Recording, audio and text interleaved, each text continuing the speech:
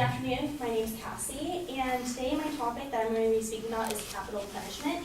My claim is the death penalty that is used in the United States is ineffective and unreasonable. Before I start, I'm going to be talking about the death penalty, but I also refer to it as capital punishment, so keep in mind that those are the same terms, they have the same meaning. So quick background on this issue.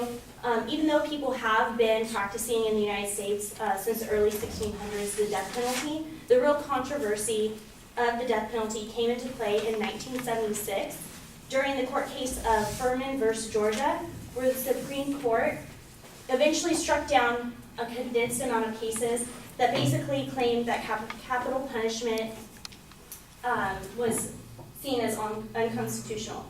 According to the Death Penalty Information Center, 33 states currently have the death penalty, so that's kind of where we're at with that.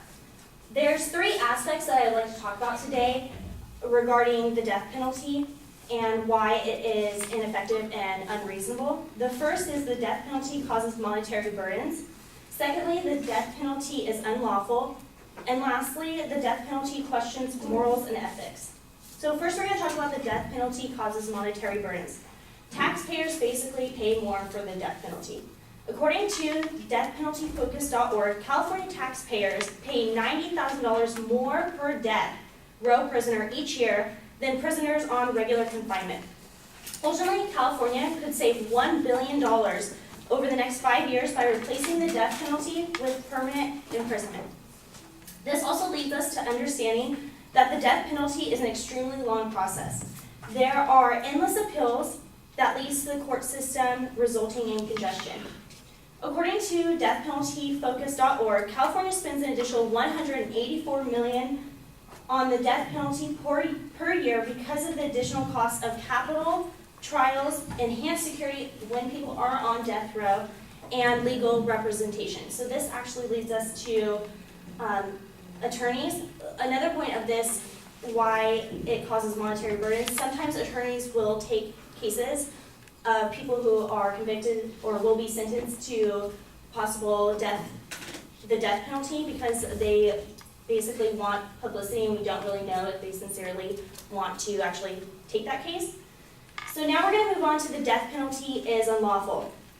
It challenges the 8th Amendment, which argues that there shall be no cruel and unusual punishment being inflicted on any United States citizen.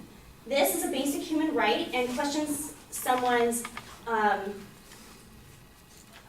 anxiety during the process. It questions if someone could possibly be mentally ill during the sentencing. And also there is the anticipation of punishment, which is cruel and unusual. According to an online article from the University of Missouri called The Death Penalty, the Supreme Court struck down the death penalty, finding that cruelty must be inherent in the method of punishment and could not come from anticipation of the punishment. The 4 dissenters of the Supreme Court ruling contend that death by installments was so cruel as to rival burning at the stake. So those are some pretty powerful words right there. We're also going to talk about biased jury members. This is somewhat like the attorneys who cover these cases. Ultimately, there's a process for having people, certain people be on the jury, but ultimately, you don't really know if they're biased or not. Lastly, we're going to talk about the death penalty questions, morals, and ethics. The family and friends suffer. The death penalty is not just something that the accused is facing, but also their friends and family.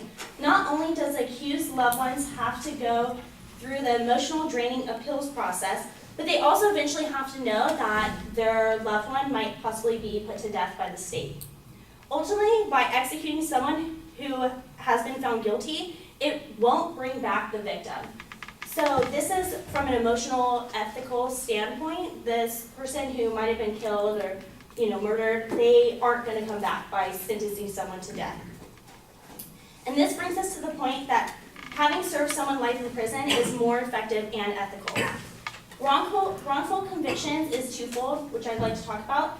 Capital punishment is harmful from a physical standpoint, and also there's a literal wrongful conviction that there is always that possibility that someone is actually innocent. According to the Center of Wrongful Convictions at Northwestern law school, 86 death row cases were analyzed, and they were found that 45 of those people were innocent by eyewitness error, 10 by snitch testimony, 17 by government misconduct, 8 by false confessions, 9 by junk science, and 29 by other, which other means hearsay or questionable evidence.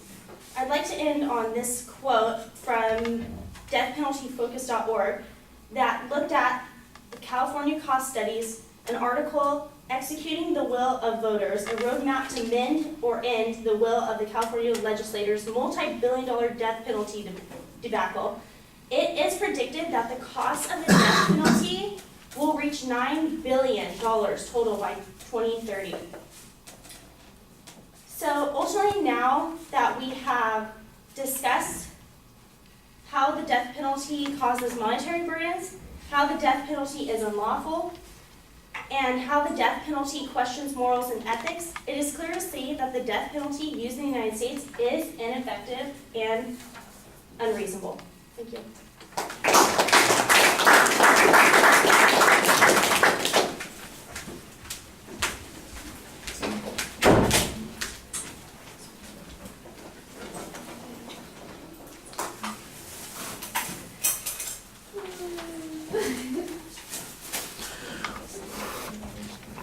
All right, Cassie, the proposition is bifurcated. You've got two parts in the proposition. Those should be secondary points. And the second part is clearly a value claim, so it doesn't really fit with the claim of fact issue. You did a good job previewing what the secondary points were going to be. The third point, however, is also a value claim. And as I'm listening, most of the second point ends up being a value claim as well. There are a lot of secondary or minor issues that are presented, but there's no evidence developed on them and no proof on them. For instance, the argument that attorneys might take these cases just for the purpose of some kind of publicity, or the discussion of jury bias. It gets raised, but there's no development of any proof on that. I think you're trying to squeeze in too many issues here, and you're not always focusing on the factual claims. You need to focus. You kind of need to take out some of the value claims that are going on there. On that whole argument, for instance, concerning the family of